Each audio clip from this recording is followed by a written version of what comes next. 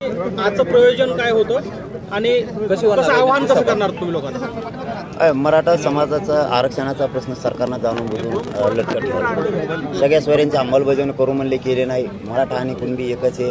आधार मिळाल्याच्या नंतर कायदा पारित करू असं सांगितलेलं असताना तोही केला नाही। मग मराठा समाजाचे वारंवार फसवणूक केसेस खोटे गुन्हे दाखल केलेत महाराष्ट्रभर आमच्यावरती, तेव्हा पैसे घेतले नाहीत, जास्तीचे सुरू केले आणि आता आचारसंहितेच्या नावाखाली पुन्हा गुन्हे दाखल, महिलांवरती गुन्हे दाखल।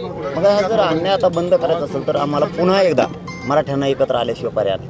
आणि आमच्या लेकरांना गोरगरिबांच्या मराठ्यांच्या पोराला आरक्षण मिळवून द्यायचं असलं तर पुन्हा एक दिवस मराठा समाजाला माझं या पत्रकार परिषदेच्या माध्यमातून आव्हान आहे, एक दिवस जातीसाठी आणि स्वतःच्या मुलासाठी द्या।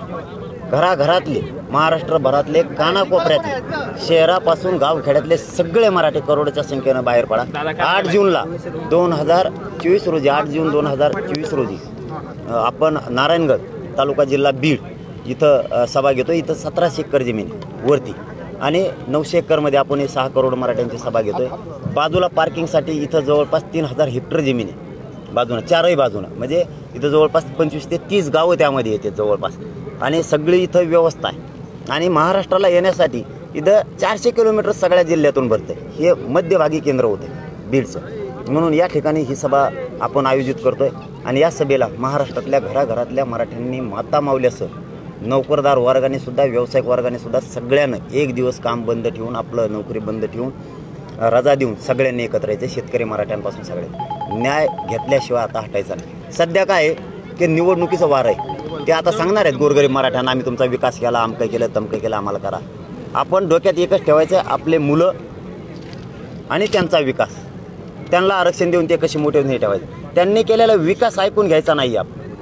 त्याने का उपकार नाही केला, तो विकास केला तर त्याला पिढ्यांना पार मतदान केलंय मराठ्यांनी, तेव्हा त्यांनी तो केला आणि तो केला तर उपकार नाही तो सुधारला त्याच्यातून पैसे खाल्लेत त्यांनी। मग इतका मोठा झाला कसा देव एका दिवसात?